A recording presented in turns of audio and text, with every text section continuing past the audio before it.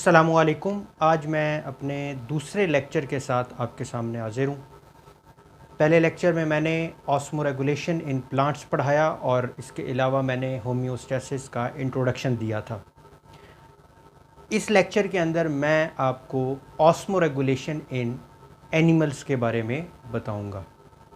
तो अपने इस टॉपिक को स्टार्ट करने से पहले मैं आपको थोड़ा सा ओवरव्यू दे दूं कि ऑस्मोरेगुलेशन क्या थी। ऑस्मोरेगुलेशन एक होमोस्टैटिक स्ट्रेटेजी थी जो कि लिविंग ऑर्गेनिज्म इस्तेमाल करते हैं वाटर और सॉल्ट को बैलेंस करने के लिए। यानी चाहे प्लांट हो चाहे एनिमल हो, वो वाटर की कंसंट्रेशन और सॉल्ट की कंसंट्रेशन को अपने सराउंडिंग के साथ एक्सचेंज करके बैलेंस करने की कोशिश करते हैं। So maintenance of water and salt between organism and its surrounding या environment, this is called osmoregulation. इसको मैं अपने पहले लेक्चर में डिस्कस कर चुका हूँ और ख़ास तौर पे मैंने प्लांट को फोकस करते हुए ये बताया था। अब इस लेक्चर के अंदर मैं ऑस्मोरेगुलेशन इन एनिमल्स की बात करूँगा। तो लेट्स स्टार्ट जी। Osmoregulation in animals.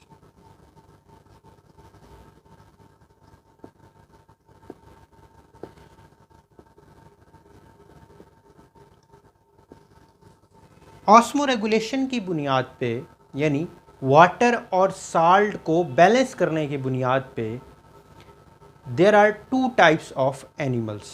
उनकी दो कैटेगरीज बनाई गई हैं। वन इज ऑस्मो कन्फर्मर्स, एक हैं osmo conformers, and the other one is, यानी दूसरी टाइप है on the basis of osmo regulation, उसका नाम है ऑस्मो रेगुलेटर।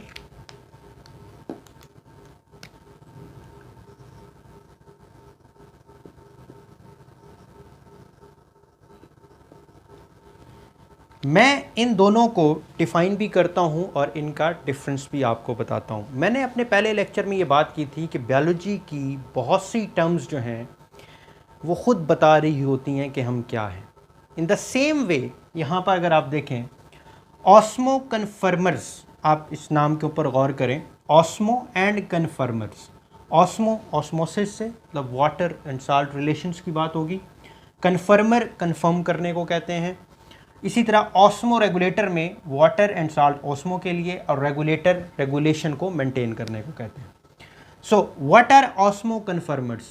ऑस्मो कन्फर्मर्स वो एनिमल होते हैं जिनको एडजस्ट करने के लिए या जिनको किसी भी इन्वायरमेंट में एडजस्ट करने की ज़रूरत नहीं है। इनका जो इंटरनल जो ऑस्मोटिक स्टेट होती है वो आइसोटोनिक होती है।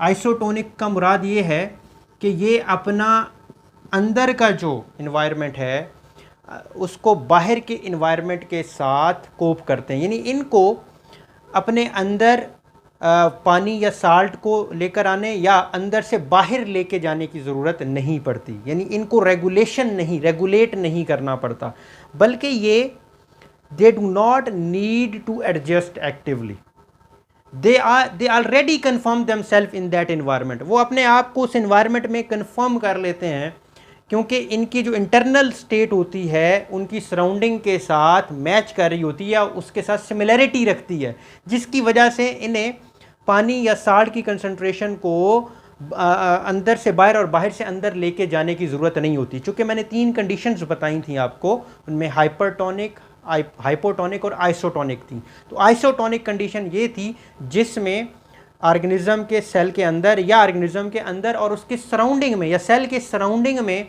वाटर एंड साल्ट जो हैं वो एक जितनी कंसंट्रेशन में है, जिसकी वजह से बाहर से अंदर और अंदर से बाहर इनकी मूवमेंट नहीं होती। So they already confirm where they live, जिस सराउंडिंग में ये रहते हैं ये कन्फर्म करते हैं या ये अपने आप को एडजस्ट करने की इनको ज़रूरत महसूस नहीं होती, इनकी पोजीशन वहाँ पे कन्फर्म्ड होती है। So they are called osmo conformers. इनको हम ऑस्मो कन्फर्मर्स कहते हैं।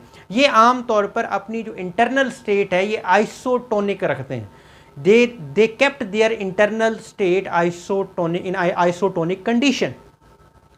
इसके अंदर आप जो एग्जांपल्स देखेंगे, जितने भी इनवर्टिब्रेट्स हैं मेरीन, ख़ास तौर पे जो मेरीन इनवर्टिब्रेट्स हैं वो तमाम के तमाम ऑस्मो कन्फर्मर्स हैं।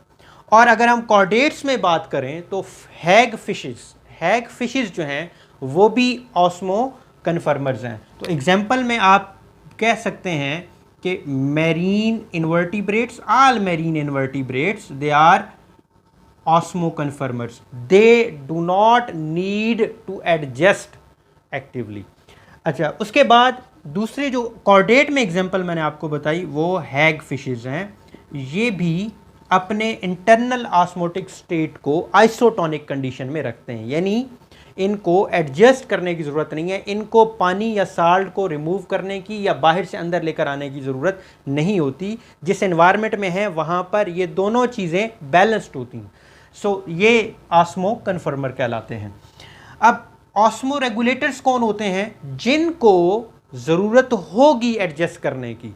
कैसे? कि अगर उनके अंदर पानी की कंसंट्रेशन ज़्यादा है और जिस एनवायरनमेंट में है वहाँ पे कम है, तो वो पानी अंदर से बाहर जा सकता है या अगर बाहर से अंदर की तरफ आ सकता है। इसी तरह साल्ट की कंसंट्रेशन को भी इनको रेगुलेट करना पड़ता है। तो जिनको रेगुलेट करना पड़ता है और जिनको रिक्वायरमेंट है एक्टिवली एडजस्ट करने की, they are called osmoregulators. जितने भी कॉर्डेट्स हैं इसके अंदर और उसके अलावा बहुत से यूनिसेलर ऑर्गेनिज्म जो हैं वो ऑस्मो रेगुलेटर्स के अंदर आते हैं।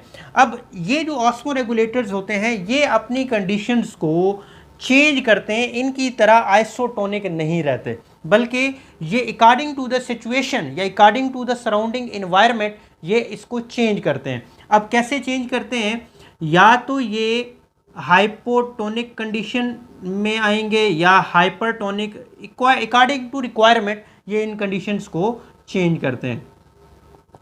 सो ये हमारे पास आ जाते हैं जी ऑस्मो रेगुलेटर्स। तो इसकी एग्जांपल में हम बताएंगे कि जितने भी कॉर्डेट्स हैं वो तमाम के तमाम, उनमें कार्टिलेजिनस फिशेस हैं, बोनी फिशेस हैं और फिर मैमल्स तक हम जा सकते हैं। तो they are the osmoregulators. Now अब मैं आता हूँ कि ऑस्मो रेगुलेशन एनिमल्स के अंदर डिफरेंट इन्वायरमेंट में कैसे होती है। अब डिफरेंट इन्वायरमेंट से क्या मुराद है? डिफरेंट इन्वायरमेंट से मुराद ये है कि हर किस्म के एनिमल्स जो होते हैं वो पानी के अंदर भी पाए जाते हैं और काफ़ी किस्म के एनिमल्स जो होते हैं वो लैंड पर भी कॉलोनाइज करते हैं। अब जो पानी में रहने वाले हैं उनको पानी के भी दो डिफरेंट कंडीशन को फेस करना होता है। या तो वो ऐसे पानी में रह रहे हैं जहाँ पे साल्ट की कंसंट्रेशन ज़्यादा है, यानी मैरीन वाटर के अंदर। अब उनकी डिफरेंट स्ट्रेटजी है वहाँ पे रहने के लिए, क्योंकि उनको डिफ़िकल्टी डिफरेंट किस्म की फेस करनी है। दूसरे जो पानी के अंदर रहने वाले हैं उन्होंने लेस साल्ट और ज़्यादा से ज़्यादा पानी यानी फ्रेश वाटर जो है उसको उन्होंने फेस करना है। वहाँ पे जो डिफ़िकल्टी है वो और होगी और उसको एडजस्ट करने के लिए जो स्ट्रेटजी होगी वो डिफरेंट होगी।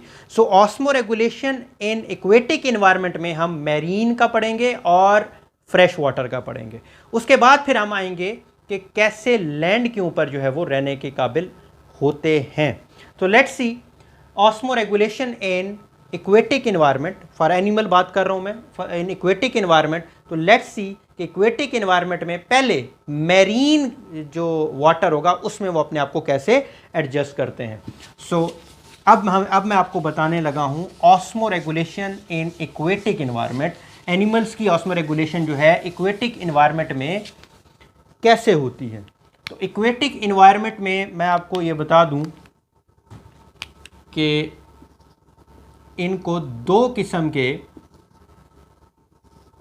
कंडीशंस का सामना करना पड़ सकता है। एक है मैरीन और दूसरा है फ्रेश वाटर। अब मैं पहले तो आपको इनमें यह बताऊंगा, मैरीन चूंकि बताने लगा हूं तो इसमें यह बताऊंगा कि किस किस्म की डिफ़िकल्टी का सामना करना पड़ सकता है इनको और वो कैसे उस डिफ़िकल्टी या प्रॉब्लम को फेस करते हैं। तो मैरीन वाटर के अंदर जो सबसे बड़ी प्रॉब्लम होगी वो होगी higher concentration of salt in surrounding as compare to living organisms body, कि लिविंग ऑर्गेनिज्म की बॉडी में साल्ट की कंसंट्रेशन इतनी ज़्यादा नहीं है as compare to its surrounding. तो वो साल्ट जो है वो मूव करेगा अंदर की तरफ। तो कैसे ये साल्ट की कंसंट्रेशन को कम करने की कोशिश करेंगे? अब मैं आपको बता चुका हूँ कि ऑस्मो रेगुलेटर्स जो होते हैं उनको ये ज़रूरत महसूस होती है कि उन्होंने पानी को या साल्ट को रेगुलेट करना है या मेंटेन करवाना है। ऑस्मो कन्फर्मर्स का तो ये प्रॉब्लम नहीं है। तो इन्वर्टिब्रेट्स जो हैं जितने भी और हैग फिशेस जो हैं उनको तो प्रॉब्लम नहीं है, वो जिस सराउंडिंग में मौजूद हैं वो वहाँ पर आसानी के साथ रह रहे हैं। प्रॉब्लम ऑस्मो रेगुलेटर्स को है और उनके इन्वायरमेंट जो चेंज हो रहा है उसके अंदर आ जाता है।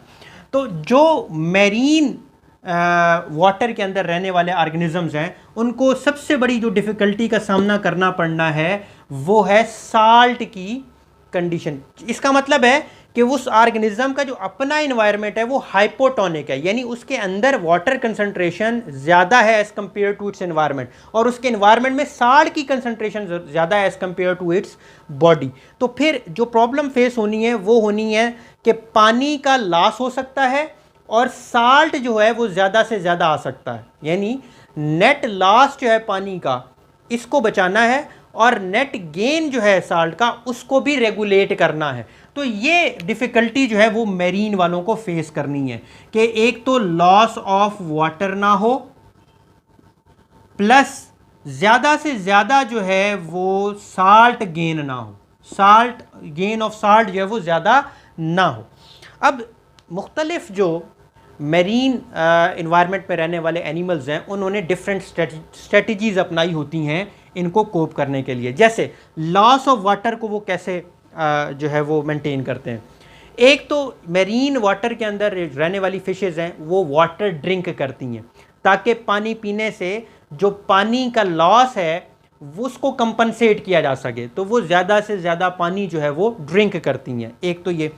दूसरा, ये कंसंट्रेटेड यूरिन जो है वो एक्सक्रीट करते हैं, यानी ज़्यादा से ज़्यादा पानी रीअब्जॉर्ब होता है जिसकी वजह से जो यूरिन होगा या जो उनका वेस्ट मटेरियल होगा उसके अंदर पानी कम से कम जो है वो बाहर जाएगा, यानी वेस्ट मटेरियल की शक्ल में पानी कम से कम वेस्ट होगा। तो लॉस ऑफ वाटर को दो तरीक़ों से इन्होंने कंपनसेट किया है। एक तरीका जैसे मैंने आपको बताया कि ज़्यादा से ज़्यादा पानी पीते हैं, ड्रिंकिंग वाटर, और दूसरा मैंने बताया कि ये कंसंट्रेटेड यूरिन जो है वो एक्सक्रीट करते हैं, यानी लेस वाटर जो है वेस्ट मटेरियल के साथ रिमूव होता है। इस तरीके से ये पानी को मेंटेन करते हैं। जो साल्ट का गेन हो रहा है और ज़्यादा से ज़्यादा साल्ट बॉडी में आ रहा है, इसके लिए ये क्या करते हैं, इसमें भी डिफरेंट जो एक्वेटिक एनिमल्स हैं वो डिफरेंट तरीके से स्ट्रेटजीज़ अपनाकर इसको भी एडजस्ट करते हैं। अब कुछ एनिमल्स ऐसे हैं और कुछ फिशेज ऐसी हैं जिनके अंदर एलिमेंट्री कैनाल के साथ रेक्टल ग्लैंड्स मौजूद होते हैं जो कि एक्स्ट्रा साल्ट को रिमूव करते हैं। तो एक स्ट्रेटजी तो है कि इनके अंदर ख़ास किस्म के ग्लैंड्स हैं जो कि साल्ट्स को रिमूव करवाते हैं, they are the rectal glands. उसके बाद कुछ जो होते हैं वो किडनी के ज़रिए भी रिमूव करवाते हैं एक्सेसिव साल्ट को। और फिर एक और बड़ी इंपॉर्टेंट स्ट्रेटजी है कि कुछ ऐसे भी होते हैं जो अपनी बॉडी में यूरिन और ट्राई मिथाइल एमीन ऑक्साइड, ये नाइट्रोजनस वैसे होते हैं दोनों के दोनों, तो ये अपनी बॉडी में मेंटेन करते हैं। इनके मेंटेन करने से साल्ट जो है वो बॉडी में कम से कम रहता है, वो रिमूव हो जाता है। अब ये भी देखना है कि यूरिन या जो है ये यूरिया जो है यूरिया यहाँ पे मेरी मुराद है इससे, तो यूरिया जो है ये ज़्यादा नहीं होना चाहिए क्योंकि अगर ये ज़्यादा मौजूद होगा तो फिर ये भी टिश्यूज़ और सेल को डैमेज करना स्टार्ट कर देगा। सो ये तो है कि मैरीन इन्वायरमेंट के अंदर कैसे किस किस्म की उनको डिफ़िकल्टी फेस आएगी और वो उस डिफ़िकल्टी को कैसे एडजस्ट करेंगे, ये मैंने आपको बताया। अब मैं आता हूँ फ्रेश वाटर के अंदर एनिमल्स को किस किस्म की डिफ़िकल्टीज़ का सामना है। तो फ्रेश वाटर में जो सबसे बड़ी डिफ़िकल्टी है वो ये है क्योंकि इस कंडीशन में जो सराउंडिंग इन्वायरमेंट होगा ऑर्गेनिज्म का वो हाइपोटोनिक होगा। हाइपोटोनिक से मुराद है कि उसके इर्द गिर्द जो है एक्स्ट्रा सेलर इन्वायरमेंट में पानी की कंसंट्रेशन ज़्यादा है। इसका मतलब है उसके मुकाबले में जो एनिमल है वो हाइपरटोनिक है, यानी साल्ट कंसंट्रेशन उसके अंदर ज़्यादा है। तो अब यहाँ पर जो डिफ़िकल्टी है वो क्या है, पहले तो ये बताऊँ और फिर उस डिफ़िकल्टी को वो कैसे फेस करते हैं, कैसे रेगुलेट करवाते हैं, ये बताता हूँ। प्रॉब्लम ये है कि सराउंडिंग में वाटर ज़्यादा है। अगर सराउंडिंग में ज़्यादा है तो वो it tend to move inside the body, और अगर सेल्स ज़्यादा से ज़्यादा पानी को पकड़ेंगे, ज़्यादा से ज़्यादा एब्जॉर्व करेंगे, तो इसका नुकसान क्या होगा कि सेल्स जो होते हैं वो स्वेल करके ब्रस्ट भी हो सकते हैं, यानी फ्लडिंग ऑफ वाटर जो है सेल के अंदर हो सकती है in case of fresh water environment, जो एनिमल्स वहाँ पे रह रहे हैं उनके लिए। तो इनका प्रॉब्लम ये है कि जो गेन ऑफ वाटर है ये बहुत ज़्यादा है। एक तो इसको उन्होंने किसी तरीके से एडजस्ट करना है, और दूसरा यहाँ पर चूंकि साल्ट की कंसंट्रेशन अंदर ज़्यादा बाहर कम है, तो ज़्यादा से ज़्यादा जो साल्ट है वो लास्ट हो सकता है। तो दो प्रॉब्लम्स इनको हैं, ज़्यादा पानी गेन हो सकता है जिससे सेल्स टर्जिड होकर ब्रस्ट भी हो सकते हैं, और साल्ट जो है वो ज़्यादा से ज़्यादा रिमूव हो सकता है क्योंकि बाहर साल्ट की कंसंट्रेशन कम है, हाइपोटोनिक एनवायरनमेंट बाहर है इस वजह से। तो अब ये दो चीज़ों को कैसे वो कंपनसेट करते हैं, एक तो ये पानी नहीं पीते, दे डू नॉट ड्रिंक वाटर। जो फ्रेश वाटर में रहने वाली फिशेज हैं दे डू नॉट ड्रिंक वाटर, जिससे क्या होगा, कम से कम पानी अंदर वो इनहेल कर रहे हैं। अच्छा, दूसरी बात ये है कि ये जो यूरिन एक्सक्रीट करते हैं ये डाइल्यूट होता है। डाइल्यूट का मतलब ये होता है कि उस वेस्ट मटेरियल के साथ ज़्यादा से ज़्यादा पानी रिमूव होता है, यानी कम रीएब्जॉर्प्शन होती है, जिसकी वजह से ज़्यादा पानी जो है वो वेस्ट के साथ रिमूव होता रहता है। तो दो स्ट्रेटजीज मैंने आपको बताई, एक तो ये पानी नहीं पिएंगे, they do not drink water, and then दूसरी जो मैंने बताई स्ट्रेटजी कि they will excrete dilute urine, कि उसके अंदर पानी जो है वो ज़्यादा होगा, वो डाइल्यूट यूरिन को रिमूव करेंगी, डाइल्यूटेड फॉर्म में यूरिन को जो है वो रिमूव करेंगी। ये तो है कि वो गेन ऑफ वाटर को कैसे एडजस्ट करवाएंगे। साल्ट के लिए क्या करेंगे, आप देखते हैं कि जो फिशेज होती हैं इनकी बॉडी के ऊपर स्केल्स मौजूद होते हैं। इन स्केल्स का काम एक तो साल्ट, एक्सेसिव साल्ट को रिमूव होने से बचाना है, और जब डाइल्यूटेड यूरिन होगा तो उसमें कम से कम साल्ट का जो है वो लॉस होगा। तो ये दो तरीके हैं, यानी जब ज़्यादा डाइल्यूटेड वेस्ट मटेरियल होगा या यूरिन होगा तो उसमें कम से कम साल्ट होगा और पानी ज़्यादा होगा, और दूसरा इनकी बॉडी के ऊपर स्केल्स मौजूद होते हैं जो कि इनको साल्ट की जो एक्सक्रीशन है उसको प्रिवेंट करते हैं। उसके बाद ये तो फिशेस के हवाले से मैंने फ्रेश वाटर में बताया, लेकिन और एनिमल्स भी हैं, लाइक प्रोटोजोन्स भी हैं, यूनिसेलर ऑर्गेनिजम्स हैं। वो कैसे करते हैं, उनके अंदर कंट्रैक्टाइल वैक्यूल होता है, यानी मैं फिशेस के अलावा अगर बात करूं और वो फ्रेश वाटर में रहने वाले ऑर्गेनिजम्स हैं जैसे प्रोटोजोन्स मैंने आपको बताए, तो वो क्या करते हैं, उनके अंदर कंट्रैक्टाइल वैक्यूल्स हैं, और कंट्रैक्टाइल वैक्यूल का काम होता है दे पंप एक्स्ट्रा वाटर, और जो वाटर जो बॉडी के अंदर ज़्यादा हो गया है उसको वो बाहर की तरफ एक्सपेल करेंगे बाय यूजिंग कंट्रैक्टाइल वैक्यूल। सो ये तो मेरा हो गया ऑस्मो रेगुलेशन इन एनिमल का पहले वाला हिस्सा, जो एनिमल इक्वेटिक इन्वायरमेंट में रह रहे हैं। इक्वेटिक इन्वायरमेंट में रहने वालों ने अपने आप को कैसे एडजस्ट किया ये मैंने इसमें आपको बताया। अब मैं आपको बताऊंगा कि जो लैंड पे रहने वाले ऑर्गेनिजम्स हैं वो ऑस्मो रेगुलेशन को कैसे मेंटेन करवाते हैं। तो लेट्स सी। अब ये बड़ा इंपॉर्टेंट पोर्शन है इस हिस्से का, क्योंकि मेजॉरिटी ऑफ द एनिमल्स आप देखते हैं कि लैंड पे रह रहे हैं, इनमें ह्यूमंस भी हैं और उसके अलावा मैमल्स भी काफ़ी सारे हैं, रेप्टाइल्स भी हैं और बर्ड्स भी हैं। तो ये देखना पड़ेगा कि ये कैसे अपने आप को इस एनवायरनमेंट के अंदर, जहाँ वो उनको पानी हर वक्त अवेलेबल नहीं है, तो वो कैसे रह पाते हैं। सो अब मैं आपको बताने लगा हूँ osmo regulation in terrestrial environment. Terrestrial का मतलब होता है खुश्की पे रहने वाले, यानी लैंड पे रहने वाले। तो osmo regulation in terrestrial environment.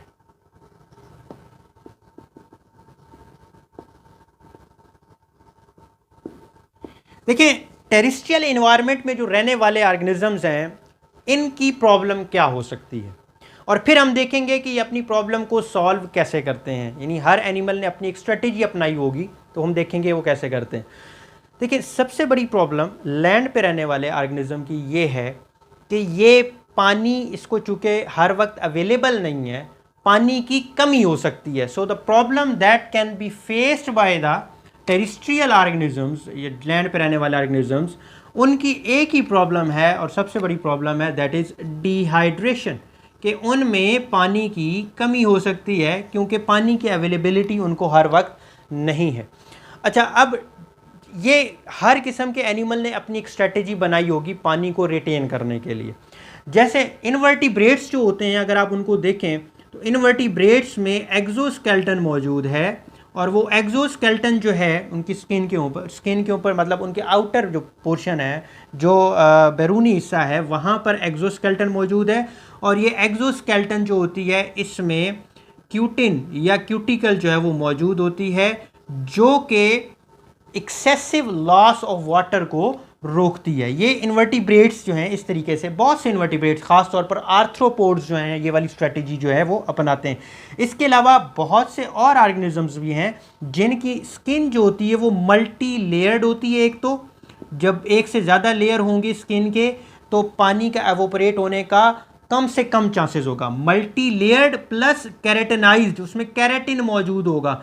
तो कैरेटिन जो होते हैं ये चूँकि डेड सेल्स होते हैं, तो ये एक तो हार्डनेस भी प्रोवाइड करते हैं, नंबर 2 ये मटेरियल को आसानी से मूव नहीं होने देते, उनको वहाँ से रिमूव होने नहीं देते, एक्सचेंज नहीं होने देते, यानी पानी जो है वो ऑपरेट आसानी से नहीं होगा। यानी मल्टी लेयर प्लस कैरेटिनाइज्ड, यानी उनमें कैरेटिन मौजूद है। ये दो स्ट्रेटजीज जो है वो एक तो अपनाते हैं अपने आप को बचाने के लिए, पानी की कमी से अपने आप को बचाने के लिए। उसके बाद और कौन सी स्ट्रेटजीज अपनाते हैं कि कुछ बिहेवियरल चेंजेस लेकर आते हैं। यानी डेजर्ट में ख़ास तौर पर रहने वाले जो एनिमल्स हैं वहाँ पे तो पानी की अवेलेबिलिटी और शॉर्टेज है बहुत ज़्यादा, तो फिर वो कैसे करते हैं, वो दिन के टाइम पे नहीं निकलते बल्कि वो रात के टाइम पे निकलते हैं। ऐसे एनिमल्स होते हैं वो नॉक्टर्नल कहलाते हैं। दे टेंड टू मूव और they tend to walk in night, so that's why. इसका फ़ायदा क्या होता है, जब वो रात को निकलेंगे दिन के में टेम्परेचर ज़्यादा होता है जिसकी वजह से एवोपोरेशन का रेट ज़्यादा होता है, तो वो जब रात को निकलेंगे तो वो टेम्परेचर कम होगा तो पानी जो है वो उतना एवोपोरेट नहीं हो सकेगा। एक तो ये बिहेवियरल एडाप्टेशन होगी कि डिहाइड्रेशन से कैसे बचना है। ये स्ट्रक्चरल आप कह सकते हैं कि स्ट्रक्चर उन्होंने कैसे बनाया कि वो डिहाइड्रेशन से बच सकें। इसके अलावा अगर मैं मेटाबॉलिकली आपको बताऊं तो ये ऐसी फूड खाते हैं या सीड्स खाते हैं जो मेटाबोलाइज होकर, जैसे कार्बोहाइड्रेट्स वगैरह हैं, मेटाबोलाइज होकर वाटर जो है वो दे रहे होते हैं। यानी ऐसी फूड खाते हैं जो मेटाबॉलिज्म के बाद उनका प्रोडक्ट वाटर की शक्ल में निकले। तो मेटाबॉलिकली भी ये अपने आप को डिहाइड्रेशन से बचाते हैं। अच्छा, उसके बाद ये ख़ास तौर पे डेजर्ट्स में रहने वाले जो ऑर्गेनिजम्स हैं ये ऐसे सीड्स खाते हैं जिनके अंदर वाटर है, मतलब अगर कार्बोहाइड्रेट है तो वो इट टेंड टू फॉर्म पानी बनने की सलाहियत इसमें है, तो फिर ये ऐसी फूड जो है वो खाते हैं मेटाबॉलिकली। फिर मॉइस्ट फूड खाते हैं, यानी जिसके अंदर वाटर जो है वो ज़्यादा होगा। तो ये मैंने डिफरेंट स्ट्रेटजीज आपको एनिमल्स के अंदर बताई कि वो कैसे डिहाइड्रेशन से अपने आप को बचा सकते हैं, क्योंकि इनका मेजर प्रॉब्लम ही डिहाइड्रेशन था। तो डिहाइड्रेशन से बचने के मुख्तलिफ तरीके हैं। कोई स्ट्रक्चरल चेंजेस लेकर आ रहा है, उसके अंदर चेंजेस हैं, डिहाइड्रेशन से बच रहा है। कोई बिहेवियरल लेकर आ रहा है, कोई मेटाबॉलिकली लेकर आ रहा है। तो इन तमाम का अल्टीमेटली जो मकसद है वो एक ही है कि पानी को ज़्यादा से ज़्यादा सेव करना है, रिटेन करना है और उसको रिमूव नहीं होने देना। अब एक बड़ी इंपॉर्टेंट डेफिनेशन इस टॉपिक के अंदर आपको मिलेगी, वो ये है, अब जैसे मैंने ये डिफरेंट वेज बताए हैं कि डिहाइड्रेशन को कैसे टॉलरेट करना है, तो डिहाइड्रेशन को टॉलरेट करने का जो मैकेनिज़्म होता है वो एनिमल्स में डिफरेंट होता है, वेरी करता है। इन्वर्टिब्रेट्स में इस तरह का था, कुछ ऐसे हैं, डेजर्ट्स में रहने वाले कुछ ऐसे हैं। तो इस अमल को हम कहते हैं एनहाइड्रोबायोसिस। एनहाइड्रोबायोसिस यानी to tolerate dehydration different animals have different strategies. This mechanism is called anhydrobiosis. इसको हम एनहाइड्रोबायोसिस कहेंगे कि कैसे वो डिहाइड्रेशन को बर्दाश्त करते हैं या उसको टॉलरेट करते हैं या उसको रिस्पॉन्ड करते हैं। This is called anhydrobiosis. So ये तो मेरा अभी तक का जो मैंने आपको लेक्चर दिया है, जिसमें मैंने एक पोर्शन इस चैप्टर का मुकम्मल किया है और वो था ऑस्मो रेगुलेशन। इस चैप्टर में जैसे मैंने आपको पहले बताया था कि 3 पोर्शन है, 3 इसके हिस्से मैं कर सकता हूं अगर मैं करना चाहूं। एक हिस्से में हमने ऑस्मोरेगुलेशन पढ़नी है both in plant and animal, दूसरे हिस्से में हमने एक्सक्रीशन पढ़नी है both in plant and animal, and similarly third portion में थर्मोरेगुलेशन थी। तो हमने जो पहला पोर्शन था जिसमें ऑस्मोरेगुलेशन थी, मैंने उसमें प्लांट में भी आपको बताई और एनिमल्स में भी बताई। यहीं से मैं अपनी बात आगे कंटिन्यू करता हुआ जाता हूं। तो मैंने आज जो आखिरी टॉपिक बताना है वो है एक्सक्रीशन का और प्लांट में एक्सक्रीशन का। तो नेक्स्ट जो मेरा लेक्चर होगा वो होगा एक्सक्रीशन इन एनिमल। तो अब का जो मेरा लेक्चर है जो मैं वाइंड अप करूंगा, लेकिन अभी आखिरी जो मेरा कुछ हिस्सा पोर्शन रह गया उसको बता के, वो है एक्सक्रीशन और एक्सक्रीशन इन प्लांट। तो हम अब एक्सक्रीशन जो है वो स्टार्ट करने लगे हैं। इस चैप्टर का दूसरा पोर्शन कह सकता हूं मैं इसको। तो next portion of this chapter is excretion. So let's see जी, एक्सक्रीशन को हम अब देखते हैं। What is excretion? मैं इसकी डेफिनेशन अपने पहले लेक्चर में बता भी चुका हूं, आप रिकॉल करें या आप उसको दोबारा वीडियो देख के आप उसको सुन भी सकते हैं। मैं यहाँ पे बता देता हूं आपको कि एक्सक्रीशन कहते हैं जितना भी वेस्ट मटेरियल किसी ऑर्गेनिज्म के अंदर मौजूद है, नाइट्रोजनस फॉर्म में है या नाइट्रोजनस नहीं है, उसको बॉडी से रिमूव करना, यानी removal of waste material from the body, that is called excretion. अब बाद औक़ात हम कहते हैं रिमूवल ऑफ नाइट्रोजनस वेस्ट। तो हम देखना पड़ेगा कि किन ऑर्गेनिज्म में जो प्रिंसिपल वेस्ट है वो नाइट्रोजनस है। तो चूँकि एनिमल्स में अब जब हम आगे जाएंगे तो वहाँ आप देखेंगे कि जो प्रिंसिपल जो सबसे ज़्यादा वेस्ट मटेरियल है वो नाइट्रोजनस वेस्ट है। तो वो हम आगे चल के देखेंगे। तो फिलहाल इसकी डेफिनेशन और सीधा मैं आऊँगा एक्सक्रीशन इन प्लांट के ऊपर। तो डेफिनेशन को मैं एक दफ़ा फिर से रिपीट करता हूँ। डेफिनेशन इसकी ये है, removal of waste material from the body, that is called excretion. Now excretion in plant. अब प्लांट कैसे एक्सक्रीशन करते हैं, मैं प्लांट्स की तरफ जो है वो आता हूँ। देखिए एक्सक्रीशन प्लांट के अंदर कैसे होती है, इसको बताने से पहले आपको जो भी आप ऑर्गेनिज्म पढ़ेंगे एनिमल्स के अंदर या प्लांट भी इवन पढ़ रहे हैं, तो पहले आपने ये देखना है कि जिसको रिमूव करना है वो प्रोडक्ट हैं क्या क्या, मतलब वेस्ट मटेरियल किस फॉर्म के अंदर इनके अंदर मौजूद है। मिसाल के तौर पर मैं प्लांट की बात करता हूं, तो प्लांट के अंदर किस किस्म का वेस्ट जो है वो पाया जा सकता है। तो प्लांट के अंदर जो वेस्ट पाया जा सकता है वो नंबर 1, एक तो ऑक्सीजन की शक्ल में हो सकता है, क्योंकि जब प्लांट फोटोसिंथेसिस करते हैं, कार्बन डाइऑक्साइड को लेते हैं, तो उसके नतीजे में जो प्रोडक्ट बनता है दैट इज ऑक्सीजन। तो ऑक्सीजन जो होती है प्लांट के लिए एक तरह से वेस्ट प्रोडक्ट है, क्योंकि ये as a by product of photosynthesis बन रही है। अच्छा, उसके बाद दूसरा कौन सा वेस्ट प्रोडक्ट हो सकता है इनके अंदर, दैट इज कार्बन डाइऑक्साइड। क्योंकि प्लांट रेस्पायर भी कर रहे हैं, सांस भी ले रहे हैं, तो सांस लेते हुए जिस चीज़ को रिमूव कर रहे हैं या रेस्पायरेशन का जो बाय प्रोडक्ट उनका बन रहा है दैट इज कार्बन डाइऑक्साइड। तो बाय प्रोडक्ट ऑफ फोटोसिंथेसिस यानी वेस्ट मटेरियल ऑक्सीजन है, जबकि by product of respiration waste product जो है वो कार्बन डाइऑक्साइड है। और तीसरा जो इनके अंदर वेस्ट हो सकता है दैट इज वाटर। अब जो वाटर है ये इन एक्सेस है अगर, तो ये वेस्ट में आएगा। अगर पानी रिक्वायरमेंट के मुताबिक मौजूद है तो फिर तो इट इज़ नेसेसरी, वो उनको चाहिए। लेकिन अगर पानी एक लेवल से ज़्यादा है, जितनी बॉडी की रिक्वायरमेंट है उससे ज़्यादा है, तो फिर जो है ये वाटर वेस्ट कहलाएगा। अच्छा, उसके बाद इनके अंदर किस किस्म का वेस्ट हो सकता है, बहुत से ऑर्गेनिक और इनऑर्गेनिक मटेरियल्स होते हैं प्लांट के अंदर जो कि वेस्ट कहलाते हैं, और उनका रिमूव करना भी प्लांट के लिए ज़रूरी है। जैसे एनिमल वेस्ट मटेरियल ज़रूरी होता है उनका रिमूव करना, इसी तरह प्लांट के लिए भी जो है वो ज़रूरी होता है रिमूव करना। अच्छा, अब देखें कि ये इनको रिमूव, ये तो प्रॉब्लम्स थी या ये एक्सक्रीटरी प्रोडक्ट्स थे जो कि ये एक्सक्रीट करते हैं।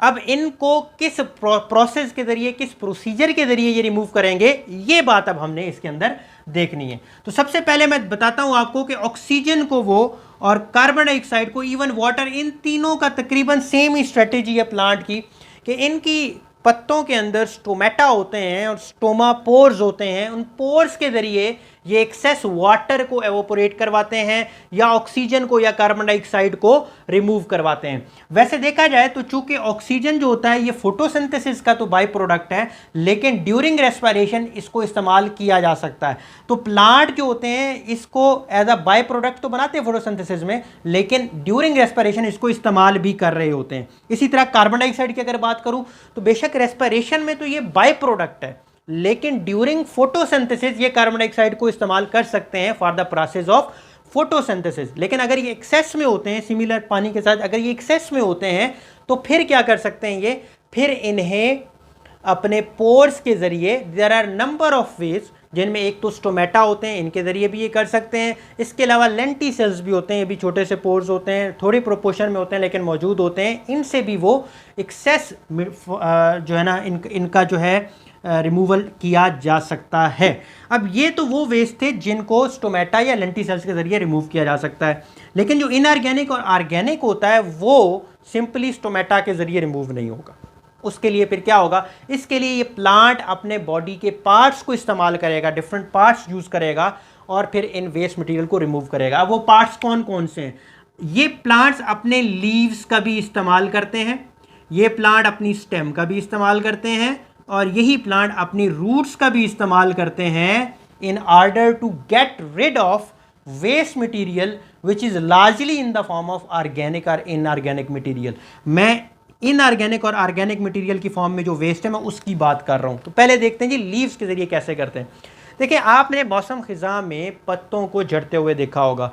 वो जो पत्ते झड़ते हैं आपने अगर उनको ऑब्जर्व किया हो तो उनमें ग्रीन कलर के पत्ते नहीं होते बल्कि येलो कलर के पत्ते होते हैं। तो ये येलोइंग क्यों हो जाती है? आपको पता है कि क्लोरोफिल जो होता है ये एक पिगमेंट है और ग्रीन कलर जो है वो प्लांट्स को देता है, तो इसकी वजह से पत्ते का कलर ग्रीन होता है।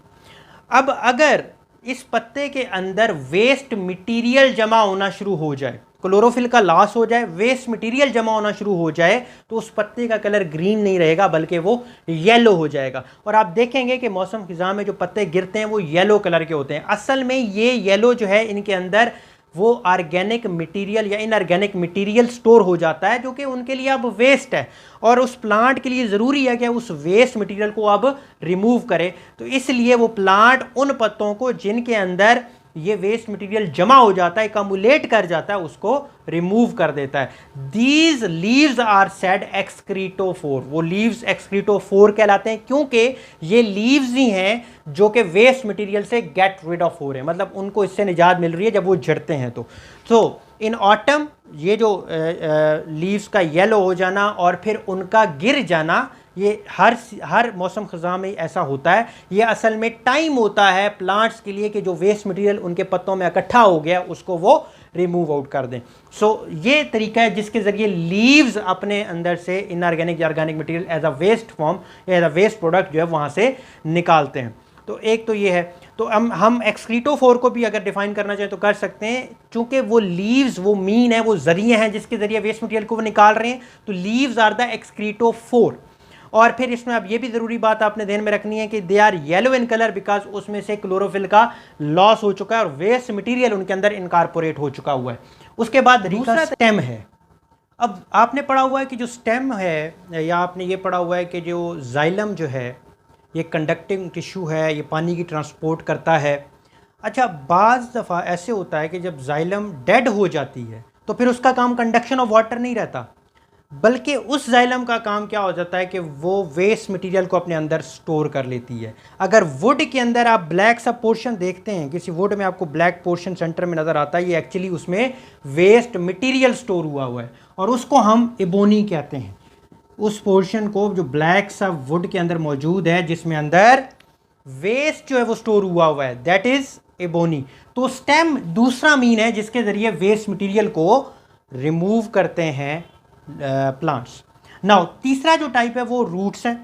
रूट्स आपने देखा होगा कि बाज़ प्लांट ऐसे होते हैं जो कुछ टॉक्सिक मटेरियल, जहरीले मादे अपने रूट्स में से खारिज करते हैं। असल में जो जहरीले मादे ये उनका वेस्ट मटेरियल होता है। हाँ, ये अलहदा बात है कि ये जो तरीक़ाकार है अपने वेस्ट मटेरियल के ज़रिए ये अपने आप को किसी प्रीडेटर से बचा लेते हैं जो कि प्लांट के ऊपर अटैक करने लगते हैं या उनकी रूट्स के ऊपर अटैक करते हैं, तो ये रूट्स ऐसे टॉक्सिक मटेरियल उनमें से रिलीज करते हैं और वो टॉक्सिक मटेरियल क्या काम करते हैं, वो टॉक्सिक मटेरियल उस प्रीडेटर से इसको बचाते हैं, लेकिन होते ये वेस्ट प्रोडक्ट हैं। तो ये 3 पार्ट्स हैं प्लांट के जिनके जरिए ऑर्गेनिक या इनऑर्गेनिक वेस्ट को प्लांट्स जो हैं वो रिमूव करते हैं। तो मेरा जो आज का लेक्चर था वो osmo regulation in animals and excretion in plants के हवाले से था। तो चूँकि बाकी पोर्शन जो उसका रहता था मैंने वो आज कंप्लीट किया। इसी तरह अब जो मेरा अगला लेक्चर होगा, अगली वीडियो होगी, वो एक्सक्रीशन इन एनिमल्स के ऊपर होगी। और ये भी मैं आपको बता दूं कि उसके अंदर मैं यूनिसेलर सिंपलर ऑर्गेनिज्म से लेकर मल्टी सेलर जो सबसे ज़्यादा एडवांस्ड ऑर्गेनिज्म है वो आ जाएंगे, यानी हाइड्रा, प्लिनेरिया और आर्थ्रोपोड्स में कॉकरोच से लेकर मैं ह्यूमन बीइंग तक जो है वो आपको अपने लेक्चर्स के अंदर बताऊंगा।